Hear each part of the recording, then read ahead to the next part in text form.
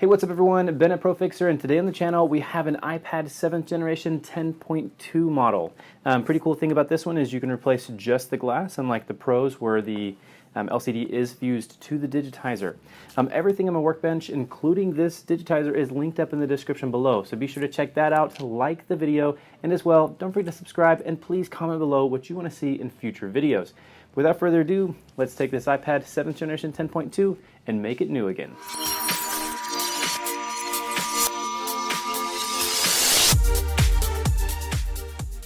Here on the bench in front of me, I have an iPad 7th generation 10.2 inch model. This particular one has a big crack across the screen, and it's kind of interesting how it cracked because there's no actual shatter points. It just basically broke in big straight lines, which makes me think maybe it's been repaired before, but I really doubt it, seeing that it's super new and the home button feels super OEM. I've had it sitting on my bench for just a couple minutes at 60 degrees Celsius to get the adhesive fully heat saturated so it'll come off a little bit easier. Being that this particular model has, or this particular iPad is cracked and just flat lines, we should be able to take the Digitizer off without cracking it even more. So that's going to be our goal today, but let's get started on it. So first thing you want to do is go ahead and take a razor, and you want to insert it into the side and basically bend back. This will allow you to get a little bit of space inside the iPad itself, so you can put a plastic playing card in and cut the adhesive down the edge. Go ahead and round the corners. Don't work too fast. The biggest part with this is just fatiguing the adhesive. So you want to just kind of get in here and work at getting the adhesive loose. And one of the things is you don't want to use a lot of alcohol or anything like that on these. However, if your card is getting stuck, you can put the ever so slightest small amount of alcohol on there, just like a half drop, and it should let it start to move again. Just don't put anything that be as much as you do like on a battery removal or something like that, because that will be too much and you will cause damage to the LCD most likely. So we're going to go ahead and put the razor blade in there to kind of span that crack there, to kind of alleviate the pressure. And we're actually going to work on the other side of it actually.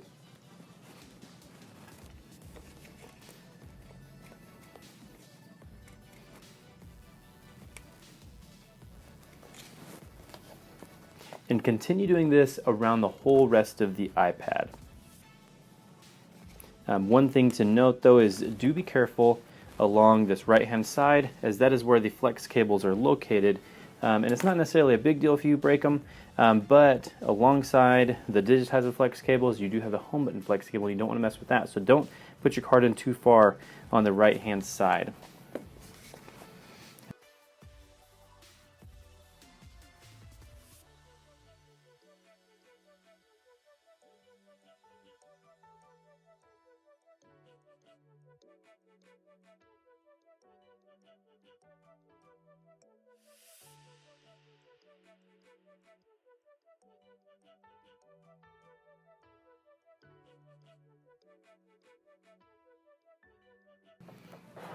Alright, now at this point, now that you have it opened up like a book, you can rest it on something on your workbench to keep it lifted up.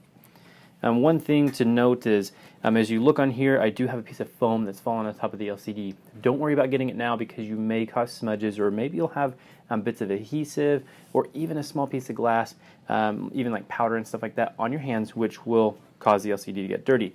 One thing I do recommend is if you do get any kind of debris at this point on the LCD, to just wait until you get the LCD out, and then you can blow it off while the LCD is kind of tipped up so everything kind of falls off. Keeps it a little bit cleaner and safe, and then prevents you from having to clean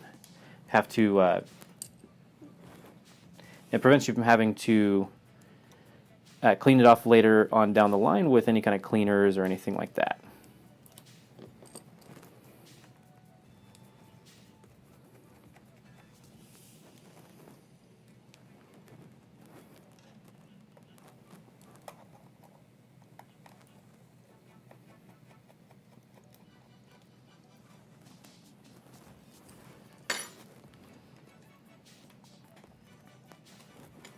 Now, one thing to note on these, on the newer iPads like iPad 6th generation, 7th, and whatnot, the LCD is glued in. It's almost like they use kind of like this T7000 glue that we use for the home button.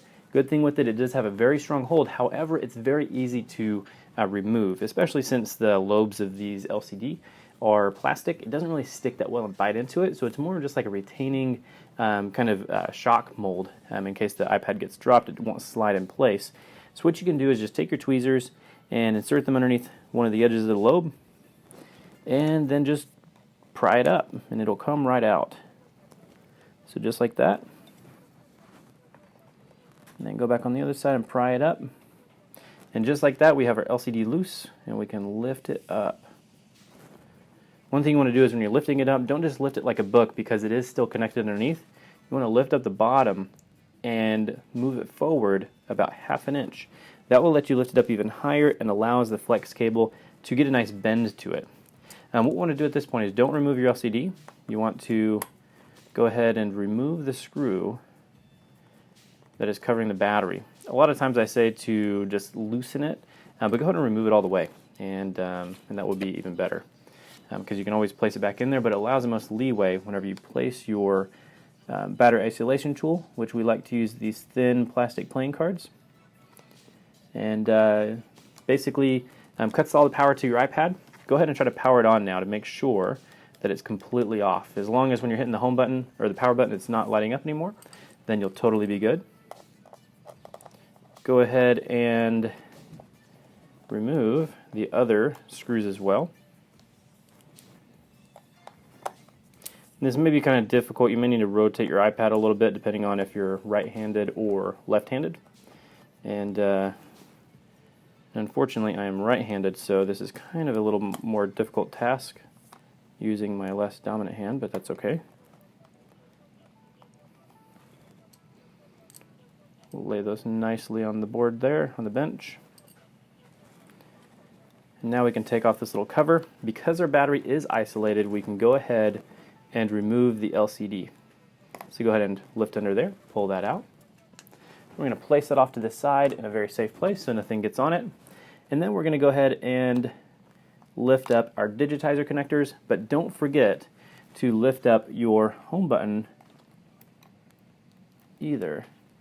Because if you try to pull it off with the home button still connected, you're going to have a bad time. And then you're going to have to do a long flex home button Touch ID repair. So here we go, lifting up the back of this little flap there. Going to pull that out. There's a little rubber cover that goes over top of the home button. So there we go. And now we should be loose. So there we go. We got that one out without causing any more shatter to the screen, which is kind of cool. And we're just going to place it on our heat mat at this point. We want that to heat up so we can pull our home button off. While we're waiting on that, I'm going to go ahead and clean this up. That way we can have it ready and prepared for when we need to move our home button over to the new screen. What we do is we do want a brand new razor blade. And I like to use these big wide razor blades. We do have another video on the channel showing how to clean this. So I'm going to do this a little bit quicker, and we'll link that up in the description below. So if you need that particular video, go to that one and it'll show you in depth on how to clean this particular bezel. But essentially I use a 45-degree angle to cut toward me, and work in small circular motions most of the time. And you want to cut off all the bulk adhesive. If you get to a place where there's a Wi-Fi flex or whatnot and the 45 is cutting it, tip it backwards and scrape it. That'll cause the blade to not dig into any of the Wi-Fi flexes and still remove the adhesive in preparation for your isopropyl alcohol that you'll use to clean, as well as acetone to remove all of the adhesive that's all around the bezel before you put on your primer. So as long as you follow those 3 steps there, you'll have a perfectly clean bezel that will be ready to accept new Tessa tape and your new Digitizer. So let's get started on this one.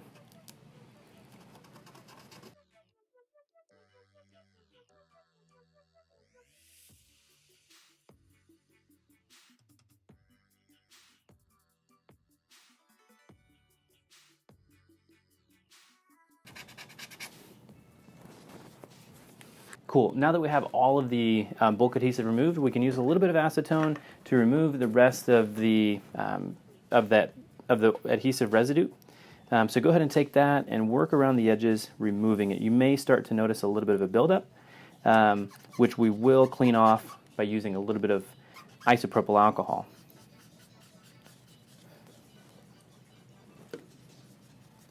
Do be careful with acetone, as it can eat away at plastics, so you really want to be careful around any kind of plastic plastic housings or finishes or anything like that.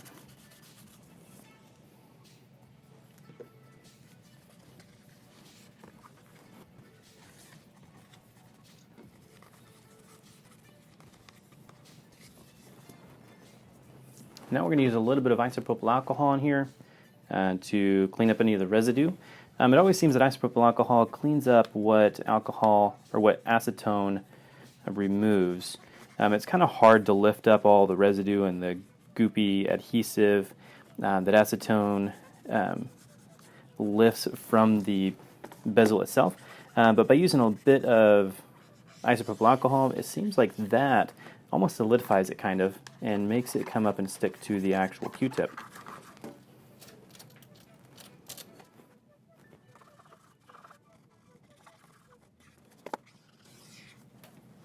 Alright, perfect. Now this is a perfectly clean bezel at this point. We do need to prepare it with a bit of primer. Primer is going to be an adhesion promoter. It activates the adhesive properties of adhesive tape like Tessa, and it causes it to stick even better. I have those linked up in the description as well, so you can pick up some Primer 94 or some of the adhesion promoter by Tessa at Injured Gadget's website. So I have both of those linked up, and really great products to have. 2 different price points on them. However, I do really like the Tessa, but if for some reason that's not available, go ahead and get some of the 3M Primer 94, and it will last you quite a bit of time and make your iPad repairs so much better than they ever have been before. And what we'll do at this point is, this is perfectly clean. We're going to set this off to the side as well, and we're now going to take our replacement screen and apply a little bit of primer to it. On certain screens you may get them without any kind of Tessa, and that's okay. I've actually had this screen sitting on my desk. I was using it for a couple different video demonstrations, and I noticed it's one that did not have Tessa on it, so I wanted to kind of show you how you can lay down your own pre-cut or your own custom cut Tessa tape if you're ever found in the same situation as I am right now.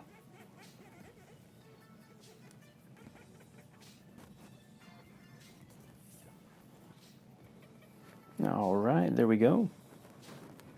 And there is one little area I'm going to add a little bit of primer to, just here on the edge of this copper bezel. This will allow these Tessa tape strips that are holding these flex cables, it'll allow those to bite in a little bit better and to adhere much better to the edge of the inside of the digitizer. I'm going to go and set this off to the side as well. And now what we're going to do, before we get the home button installed, I do want to test my new screen to make sure that it works fully. The worst thing that you could ever do, the most time-wasting thing, is to install a screen, have the home button put on there, and have everything awesome, only to realize that it has a dead touch line. So we're going to go ahead and put these on here, which will be pretty easy. So just go ahead and clip your digitizer into place.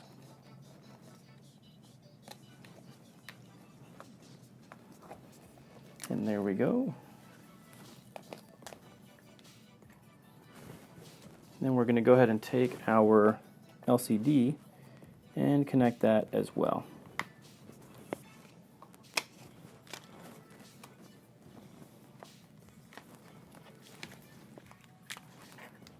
Let's go ahead and power up this device and see if we're getting proper touch on this new screen.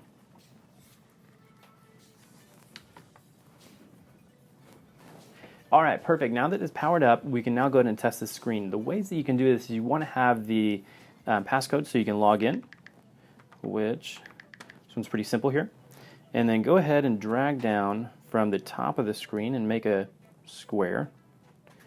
And make sure that your notification banner is following you all over the screen, and then go do some X's. So do a couple different diagonals, and basically what this does is, by going up and down, side to side, and then diagonal, this basically exercises all the different lines of touch on the particular touch screen in complex ways like diagonals, and then in simple ways like straights.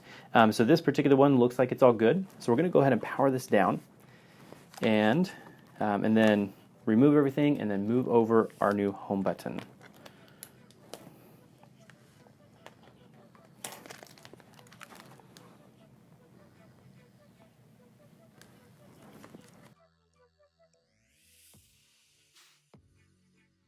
So the first thing that we'll do is we do want to move over our new home button.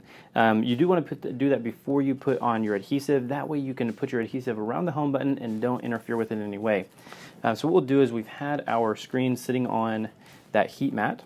So now let's go ahead and remove this button itself. Go ahead and take your razor blade, and you can, we'll remove the bracket, but before we do that, let's go ahead and carefully remove the long flex here.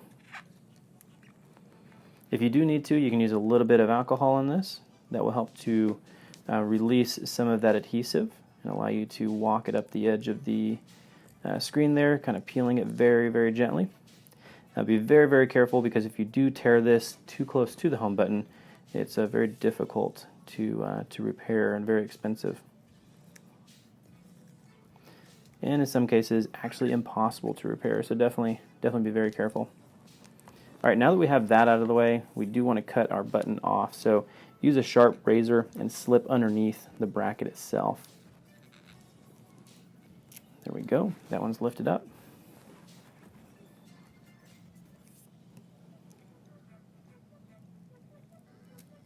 There we go. And we got that one out. So the best thing that you can do is make sure you don't bend it. That's going to be your biggest issue with getting your home button to sit flat again, is a bent or misshapen bracket.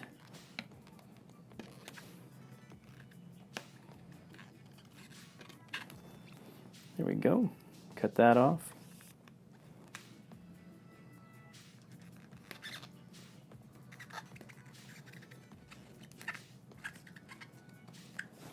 Basically just removing the adhesive from the bracket itself. As long as you have a very sharp razor blade, you'll be able to scrape that off very easily. We're going to set that off to the side real quick and put a small drop of acetone or alcohol along the edges. And that way it helps to remove some of the adhesive residue. And then we're going to pull this out while we wait on that to kind of activate a little bit. So what you can do is you can kind of push up on the bottom of the home button and lift with your tweezers underneath the little spacer. Kind of work around the edge here.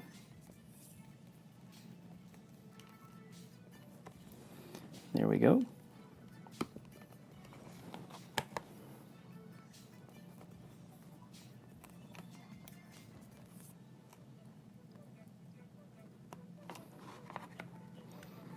Now we got everything off of the old screen like we need, except for this one little guy at the top. Let's go and peel that off.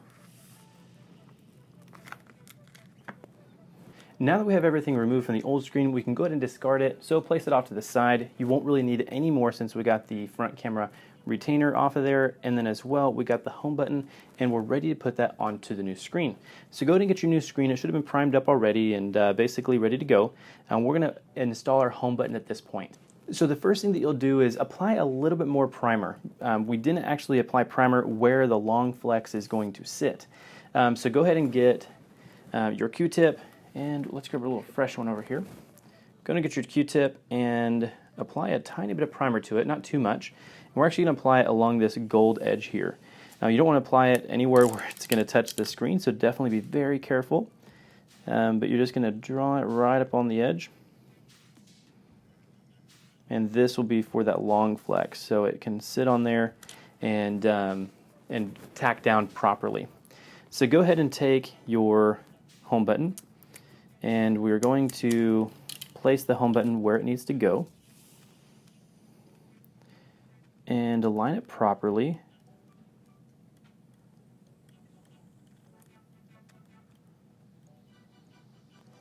And then what we're going to do is we're going to run this long flex down this edge very carefully. If you've aligned it how it should go, you should basically have a little elbow at the bottom edge here, and that will be where it tucks into the frame itself. You can put this little plastic flap back over there and then push your flex cable down. That'll prevent you from putting any kind of fingerprints or any streaks across the inside of the digitizer. Very sensitive area if you get that dirty. I don't really have a process for cleaning that, but you basically just have to replace the digitizer as it does get scratched very easily. It's very soft. So what we're going to do is we're going to go ahead and place our front camera hold at the top as well. If I can get it off the table. There we go. And this one you can just put a little bit of adhesive on there. It's not really too incredibly important. You know how much adhesive you put on there. You do want to put enough, but you don't need an incredible amount on here. Basically just enough to hold it in place, as it's going to sit stationary, but realistically it's to center your front camera. So you do want sufficient, but you don't need to go overboard on it.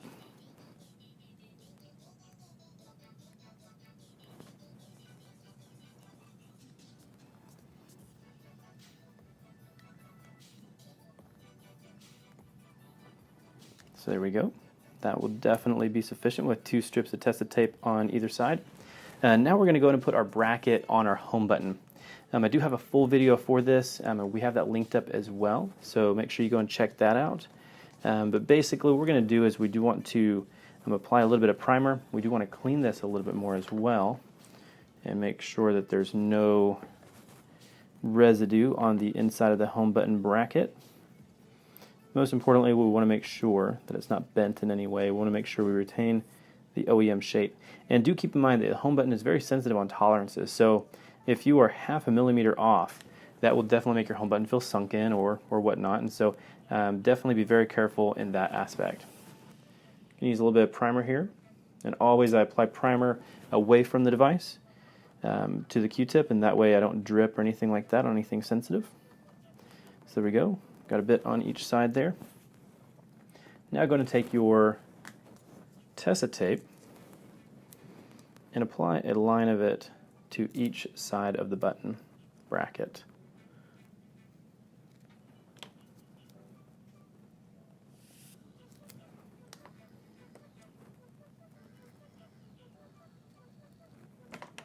Perfect. And now at this point, just take a look down your bracket, make sure that it's actually still straight. So now what you want to do is go ahead and peel off the backing from the home button. And be very careful, because if you misplace this on the home button area, it's going to compromise the strength of the adhesive. So as far as to have an OEM hold, you kind of do have one shot, but it's pretty easy. If you look on the back side, you can see where the silver dot is. The silver dot needs to line up directly with the home button, the little black dot on the home button. So when you align this in here, make sure that you do keep that in mind. And before you press it down all the way, you can hold it up on the edge and look under there and make sure that your home button itself is touching in the right spot. It should already click. It's probably going to feel a little bit sunken, but that's okay. Go ahead and press it down. And I'm going to leave this little tab up because we are going to apply some T7000, but now I need to space it. Feeling the home button, it kind of feels like it's rocking ever so slightly. So take your screwdriver and place it directly next to where the bracket is and push down a couple times, 2-3 times, like a little pulse. And this will help bend the bracket in. You don't want to do it too much because you'll actually bend the bracket and pinch the button so it's always activated. However, if you are careful and apply just enough pressure to bend the bracket in, you will actually have an OEM feeling home button. So now this one's completely flush, super tight to the screen, and there's no play in it, and it clicks perfectly. So now what we're going to do is take a little bit of T7000, and we're going to apply this right around the edge of that home button bracket. The cleaner you can be with this, the better, but just apply a little bead going all the way around.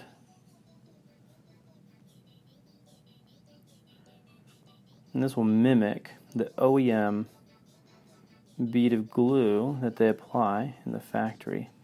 And I find that if you kind of dot it on there, just kind of poke with the needle, that seems to make the most consistent little bead going around there. So there we go. And now we can put this little flap down. There we go. And just take a close look at it. Make sure that, that your glue actually is touching the home button bracket and then also the glass. Sometimes it can be a little bit deceiving and it looks like it is, but there's an ever so slight gap between there. So make sure that it is.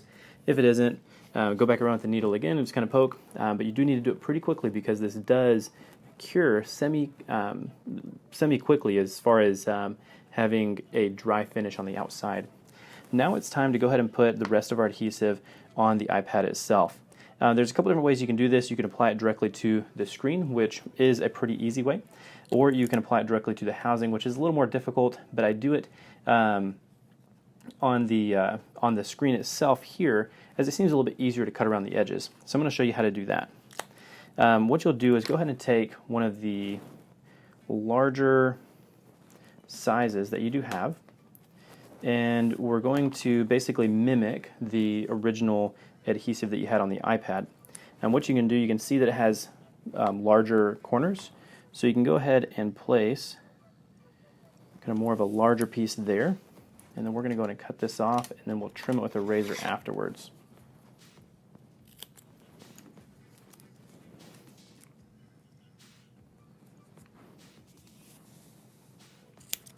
There we go.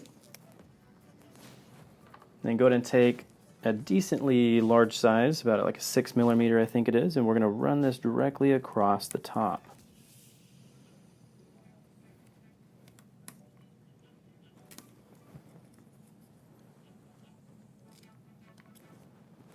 There we go. Then now we're going to take a pretty thin but sufficient size on the edge here.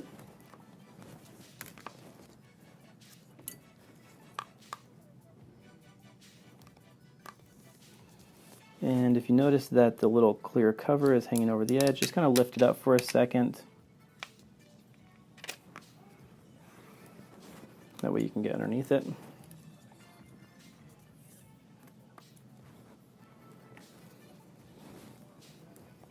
And then now we're going to get a little bit thinner for this other side. Always on the flex side, it's always very thin. But we're able to apply decently sized adhesive over here.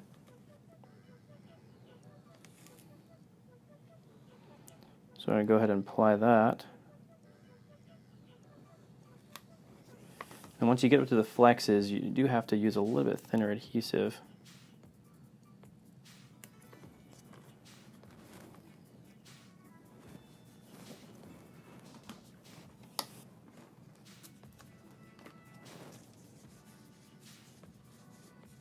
So we use our thinnest, I think it's a 1mm, along this little flex ridge here.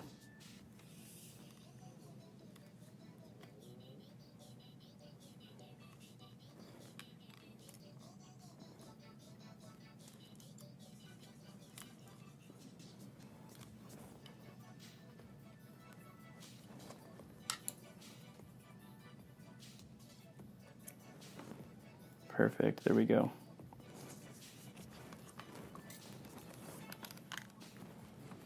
And the bottom is decently easy as well. You can apply a semi-large piece to the corners.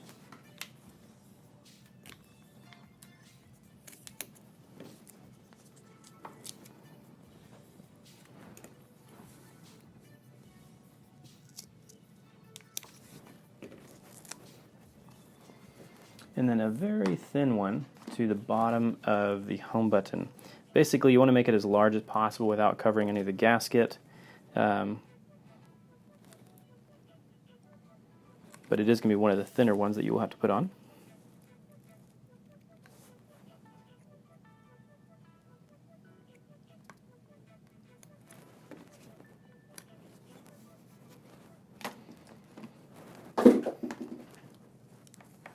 And we'll take this a little bit larger one and run it the rest of the way.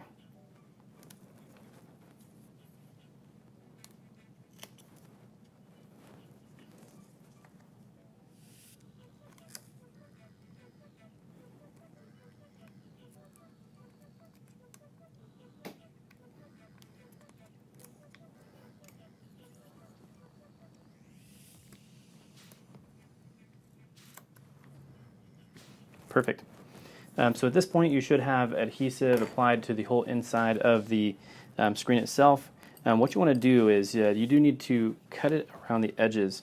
So if you get a razor, you can actually shape the corners just by dragging down a little bit, and that will help to cut these the proper shape.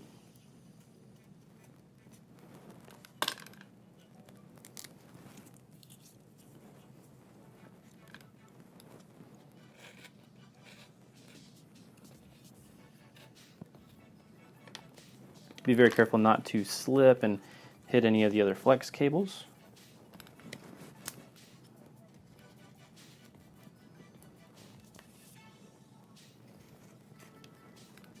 And perfect. We do have all of the Tessa tape installed on there, so if you do get an oddball screen that somehow doesn't have any Tessa, this is a 7-inch screen that I've had sitting around for quite a while, and a lot of them didn't come with Tessa from the very beginning. So I just got around to using it, but we did apply adhesive to all the other ones just like this here. And as you can see, it mimics pretty well the original adhesive that was on the iPad itself. So this should definitely hold on the iPad, especially with all the primer that we put on there. We shouldn't have any problems post-repair with any kind of warranties coming back because, you know, a screen was lifting.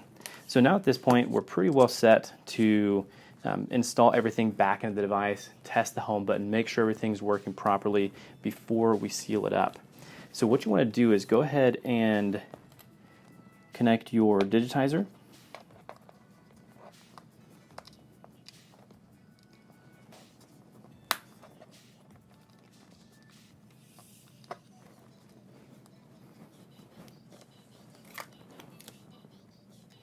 And your home button. Your home button is a little more sensitive, so be very careful with that.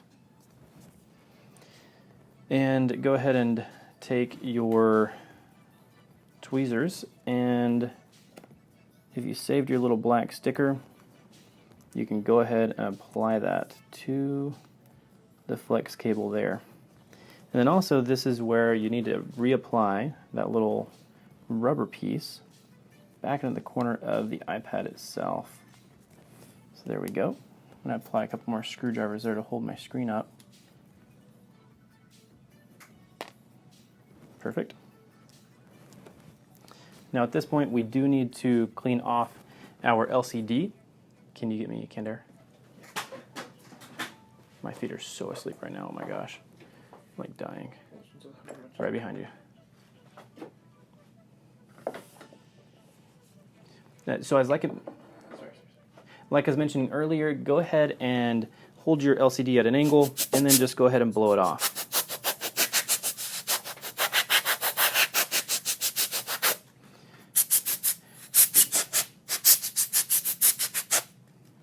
There we go. That should be good enough there.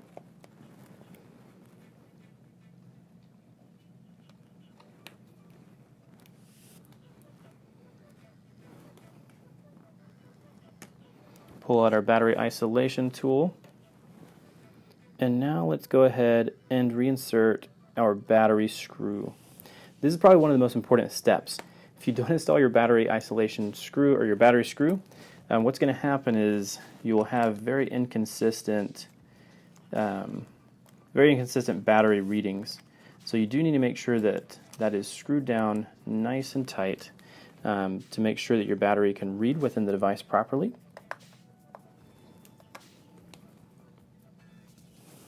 And that everything works fine, because once it is sealed, there is no easy way to open up an iPad and rework. It's definitely possible, but it's not necessarily enjoyable, and you don't want to have to do that because it's going to compromise all your adhesive strength and everything like that. So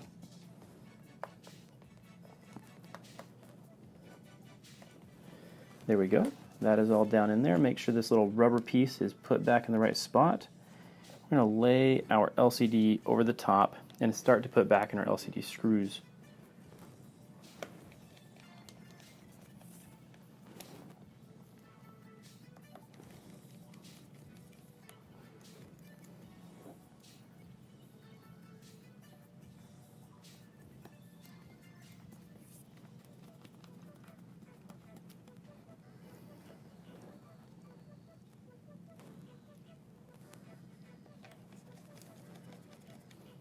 There we go.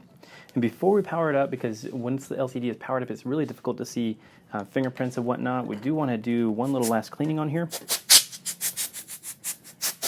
before powering it up. What you'll do at this point is if you do have any loose little pieces of foam that are around the edges, go ahead and pull those off.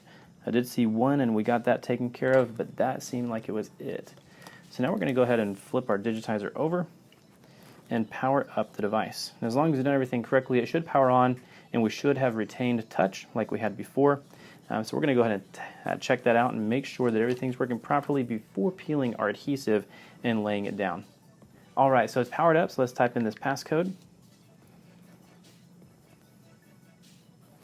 It looks like everything is working fine. We didn't get any kind of Touch ID error. If we go to another screen and click the home button, it returns back home, and the home button feels perfect. So what we're going to do is we're going to go ahead and lift this up,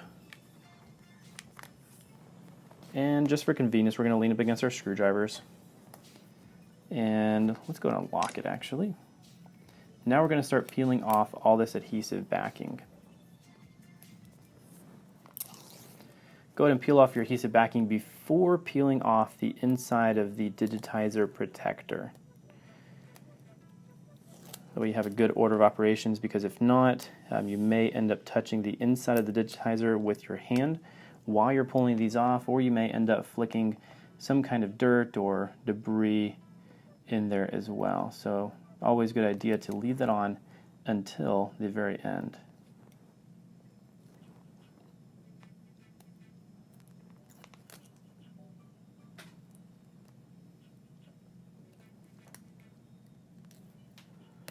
Alright, so there is one left on there and it's kind of in a weird spot, so we're going to pull that off in just a second. What we're going to do is we're going to look one more time and make sure there's no pieces of debris on our LCD. And going to lightly blow it off, and then now we're going to remove the inside of the digitizer cover. Lay that off to the side. And at this point you can do just a light airflow onto the back of the digitizer and follow that onto the LCD. And as long as you haven't seen any type of debris float onto either one of those, you should be good to close it. The main thing with this is you do want to close it on the non-flex side first. That is actually a very important note. So now that we have the non-flex side tacked down, we do want to just go ahead and lift up your cover and just take a look at everything and make sure there's no debris or anything like that underneath the screen, which everything looks absolutely perfect. So this is where we're going to go ahead and pull off our last strip.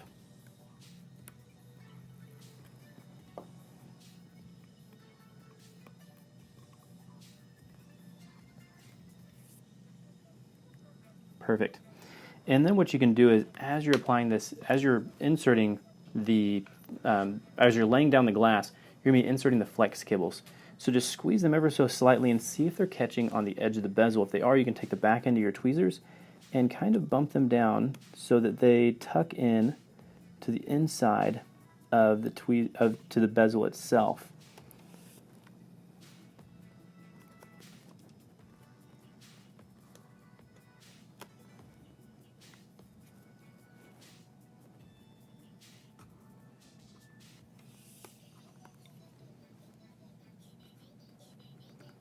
Perfect. Got those all tucked in the right spot. I'm going to follow it up on the top. And be sure that none of your little tabs like these get sucked in. So now if we check out this iPad, we have a perfectly flat piece of glass laying directly inside of the housing, and everything is as it should be. One thing that I would recommend is go ahead and test it one more time before giving it back to your customer, before announcing it as the finished or completed iPad. Also, you do need to clamp it. I do recommend placing it on your heat mat at 60 degrees for just a moment. What you'll basically do is turn your heat mat on so it rises up to 60 degrees. Lay your iPad face down, on the heat mat itself, turn the heat mat off, and then place something heavy on top as a press. You can put like 2 or 3 laptops on top or 2 or 3 PS4s, and then leave it until it's cool. So about 45 minutes to an hour later, your iPad will have an OEM seal, as long as you're not pinching any flex cables and as long as you've used primer and cleaned the bezel really well. It'll basically never have warranty issues for lifting, and it'll be the best iPad screen repair you could do as long as you follow all of those steps. I appreciate everyone that's still watching. Go ahead and hit the like button and subscribe to our channel if you haven't already. And please comment below what you'd like to see on our channel. If you'd like to see more repairs like this, let us know. Or if you want to see more micro soldering repairs or something with Samsungs or whatever it may be, let us know and we'll try to feature it in a video. Once again, my name is Ben Rosso from ProFixer, and I'll see y'all later.